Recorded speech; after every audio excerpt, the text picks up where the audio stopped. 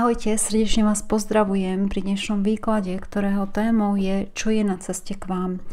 Budeme sa zameriavať na to, čo možno nevidíte, čo možno len tušíte, že je na ceste k vám, čo možno prichádza. Snažím sa pozrieť naozaj na všetky oblasti, či už je to pracovná, vzťahová, možno sa budeme zameriavať aj na rodinné vzťahy. A uvidíme, čo vo výklade uvidíme. Ja som si pre vás pripravila 3 balíčky, ku každému som priradila jeden iný kamienok, teda každý iný. Samozrejme pozastavte si, pokiaľ potrebujete, a my sa uvidíme pri vašom balíčku. Ešte by som chcela dodať, že jedná sa o kolektívny výklad, to znamená, že nie všetko, čo poviem, bude ladiť na 100%. A je to úplne v poriadku. Môžu vás volať 1, 2 alebo všetky 3 balíčky a aj to je úplne v poriadku. Keď si jeden vyberiete alebo 2, to už je na vás, tak je tam nejaká časť informácie alebo celý balíček, ktorý si máte vypočuť. No a ešte by som chcela dodať, že čo sa týka znamení horoskopu, tak to, že tam uvidíme povedzme nejaké znamenia, povedzme vzdušné znamenia napríklad, alebo ohnivé znamenia, nie vždy to samozrejme môže ladiť, nakoľko je vás tu viacej, kto sledujete tento výklad.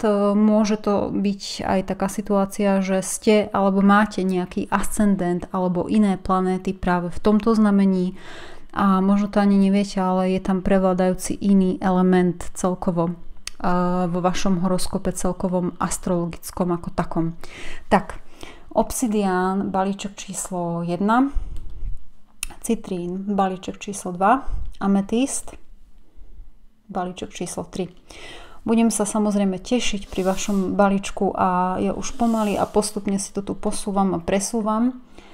A ideme sa zamerať na balíček číslo 1, tento krásny obsidián, a ideme sa pozrieť na to, že čo je na ceste k vám.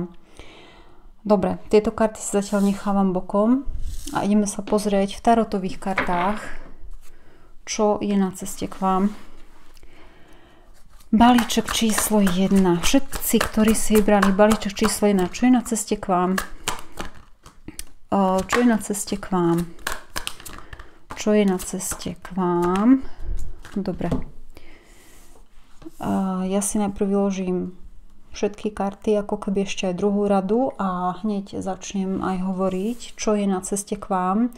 Myslím si, že ste zanechali alebo ponechali niečo veľmi, veľmi ťažké a zložité vo vašej minulosti. A myslím si, že práve teraz sa snažíte sústrediť na tú budúcnosť, pretože my tu máme 3 palíc. A možno aj taká rada kariet pre vás, že čo naozaj chcete, aby v tom vašom živote bolo. Pretože ako keby vy tu začínate žiť naozaj taký pekný nový život, aj keď ja si myslím, že ešte tá minulosť vám nejakým spôsobom zaklope na dvere, ale ešte by som si rada vyložila jednu kartu a potom sa hneď do toho ako keby pustím. A sa pozerám, či to naozaj vidíte aj dobre. Dobre, čo je na ceste k vám? Na ceste k vám. Myslím si, že tá minulosť, ktorá tu naozaj bola, a nebola to jednoduchá minulosť, niečo ste tu zanechali, odišli ste od niekoho, od niečoho. Môže sa to týkať aj práce, samozrejme, nemusí sa to týkať len vzťahov ako takých. Myslím si, že ste tu niečo alebo niekoho zanechali a chcete začať niečo nové. Chcete to jednoducho risknúť opäť vo vašom živote. Máme tu kartu blázna. A to mi symbolizuje také aj dobrodružstvo možno, ktoré vás čaká v živote. Pre niektorých z vás tu naciťujem, že vám vaša osoba z minulosti, najmä pokiaľ sa to týka partnerských vzťahov, môže zaklopať na dvere. A samozrejme vy to už nemusíte prijať, je to úplne na vás. Tento človek, váš človek, či už je to muž alebo žena, nemusí byť v ohnivom znamení. Baran, lev, strelec, veľmi tu naciťujem strelca, ale samozrejme je na vás, či príjmete späť tohto človeka. Je tu šanca na nový začiatok, avšak ako keby nenaciťujem tu, že vy ako keby by ste mali byť s tým úplne stotožnená alebo stotožnený.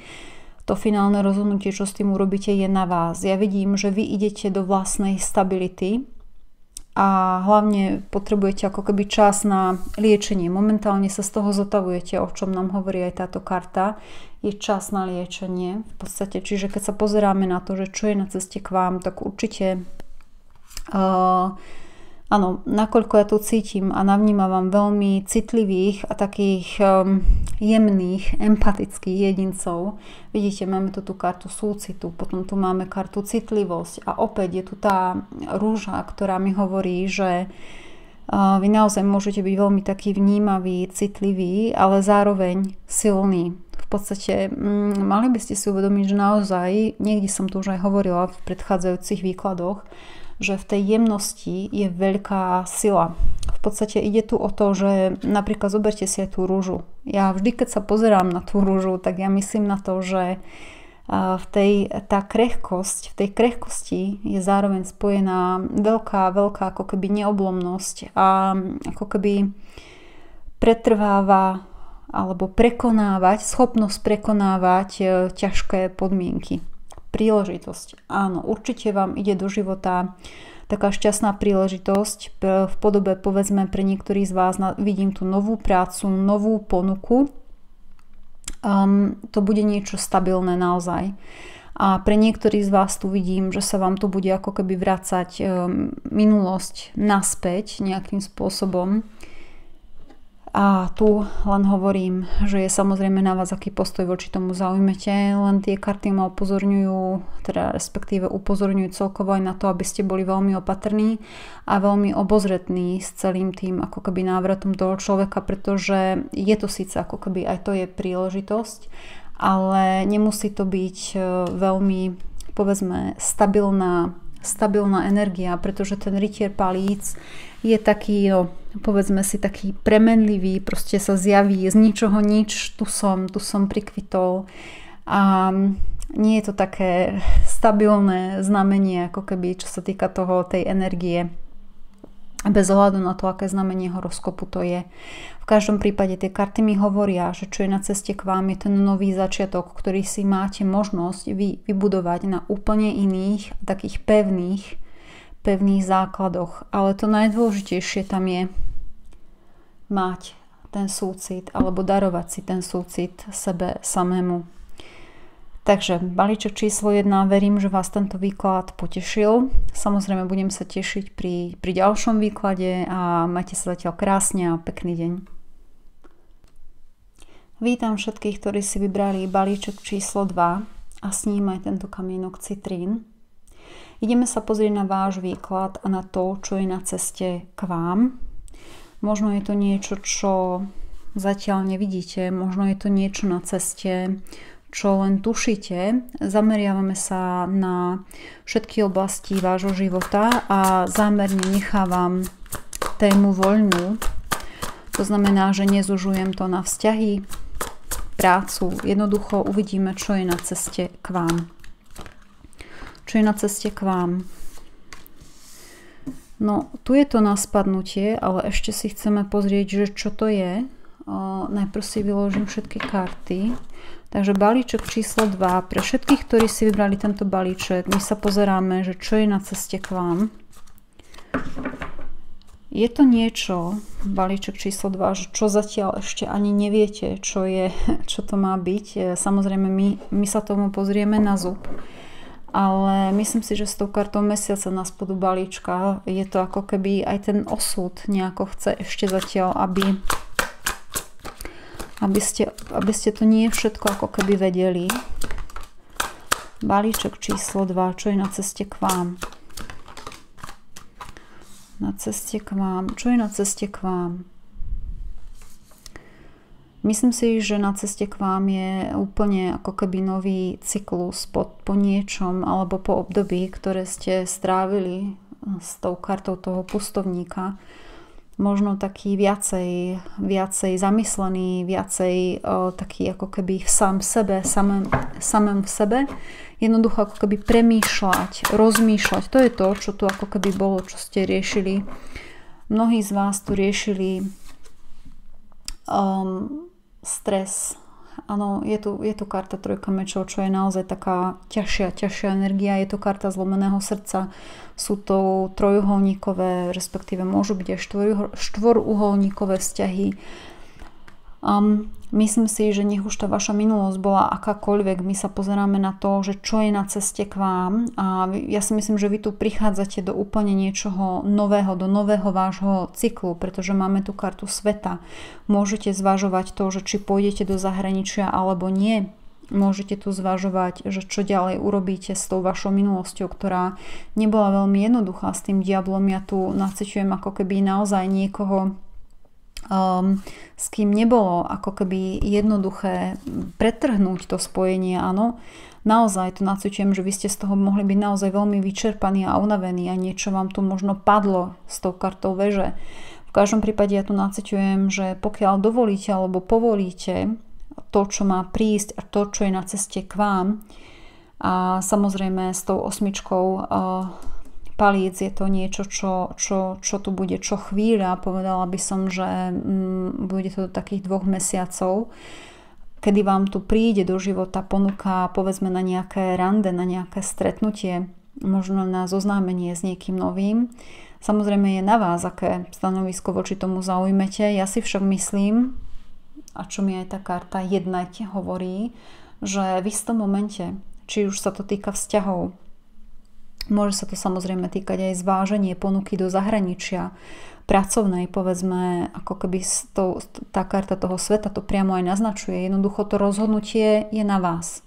Či už ste muž alebo žena, kto pozerá tento výklad. A naozaj je to úplne na vás. Vy ste ako keby zmajstrovali niečo v vašom živote a posunuli ste sa vďaka tej vnútornej sile, vďaka tej vnútornej pravde vašej ďalej. A teraz čokoľvek, čo príde, nejaká tá ponuka, lebo ja tam vidím, bude to ponuka na rande, bude to ponuka pracovná, jednoducho niečo nové tu príde, čo si bude vyžadovať vašu odpoveď, vaše stanovisko. A tu je veľmi dôležité, aby ste jednali, aby ste boli jednoducho úprimní a aby ste sa vyjadrili tak, ako to naozaj cítite, a aby ste jednoducho nepotláčali alebo nepopierali samého seba. Pretože pokiaľ tak urobíte, tak jedine vás to môže mrzieť a budete tam cítiť veľké napätie a automaticky budete cítiť aj veľkú únavu. Či už fyzickú, psychickú, jednoducho nebude vám to robiť dobre, pokiaľ sa nebudete voči tej situácii, ktorá tam príde, a ona príde a príde čoskoro. Jednoducho je treba tam byť nejakým spôsobom úprimný. Strom života. Je veľmi dôležité a možno aj prospešné pre vás, aby ste sa spájali povedzme s prírodou ako takou. Možno to súvisí aj s tým, že práve prichádza obdobie jary, začína sa oteplovať, aj keď chcem len povedať, že tento výklad naozaj nie je časovo obmedzený. To znamená, že nie je limitovaný časom, môžete si tento výklad nájsť povedzme aj o rok.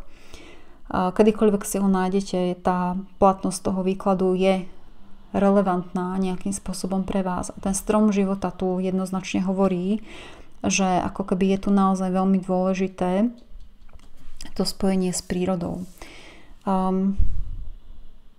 Spriaznená duša. Myslím si, že tu spriaznenie duši, že tu vám príde do života niekto, kto bude naozaj vaša spriaznená duša a s kým budete cítiť naozaj veľmi také silné a vzácne spojenie. Ako som už povedala, pre mnohých z vás tu naciťujem ponuku na nové stretnutie, na rande. Jednoducho ja vás tu vidím ako keby po tom všetkom, čo tu bude, a výsledok je, že budete v poriadku. Tá karta plameňák uvoľní sa v medzi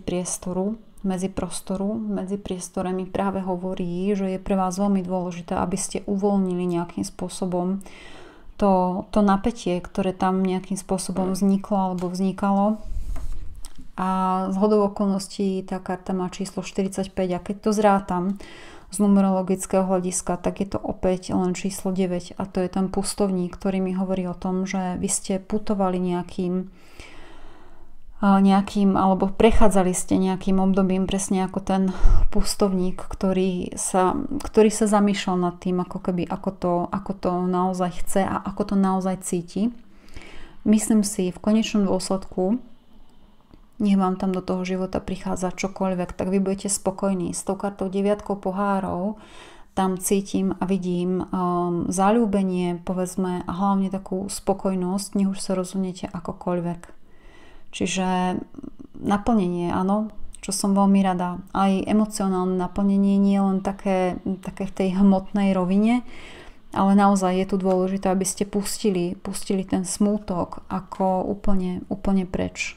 Jednoducho s tou kartou trojka mečov tu ja ešte vidím, že tu vás ešte to srdiečko môže nejakým spôsobom bolieť, niečo vás tu ešte môže trápiť.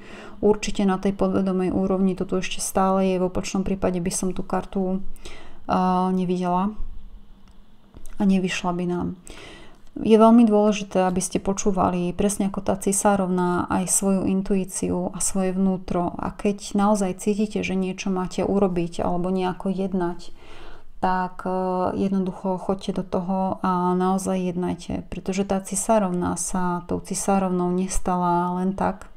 Určite v živote prežila náročné chvíle, ale získala vďaka tomu celému taký životný nadhľad. A práve to je to, čo tu ja cítim celkovo z tohto balíčka. Je to naozaj veľmi pekná energia. A vďaka tomu vy tu spoznáte a budete spoznávať niekoho naozaj nového. A bude to veľmi nečakané, ale samozrejme je to úplne na vás a bude to úplne vo vašich rukách. Môže to byť aj cudzinec, pokiaľ sa tu bavíme o nejakých vzťahoch partnerských. Takže ďakujem vám veľmi pekne, balíček číslo 2, za vašu pozornosť. No a my sa pomaly presúvame k balíčku číslo 3. Srdečne vítam všetkých, ktorí si vybrali balíček číslo 3 a s ním tento ametistový hrot. Ideme sa pozrieť na vašu situáciu a na to, čo je na ceste k vám, balíček číslo 3. Ako som už aj uviedla, môže to byť niečo, čo nevidíte, že prichádza. Oblasť necháme úplne otvorenú, či už to budú vzťahy, alebo jednoducho práca, kariéra, možno poslanie. Uvidíme, čo uvidíme vo vašom balíčku a samozrejme postupne si ukážeme aj tie ostatné karty, ktoré som si pre vás pripravila a predmiešala. Ale začíname postupne a podobne ako v prvých 2 balíčkoch. Takže balíček číslo 3, čo je na ceste k vám? Ideme sa teda na to pozrieť, že čo je na ceste k vám. Čo je na ceste k vám, balíček číslo 3.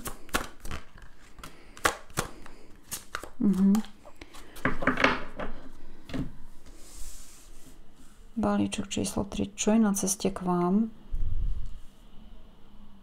Dobre, tento balíček bude veľmi, veľmi vzťahový, tak nejak to aj cítim. Ale rada by som si vyložila najprv naozaj všetky karty. Balíček číslo 3, čo je na ceste k vám.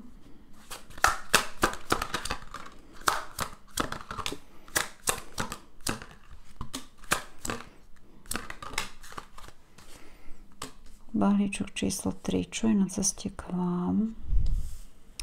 Môžu tu byť, či ste muž alebo žena, môžu tu byť dvaja ľudia, ktorí sú alebo budú, ten druhý hlavne, vo vašom živote, ktorých tu budete ako keby, na ktorých tu budete myslieť.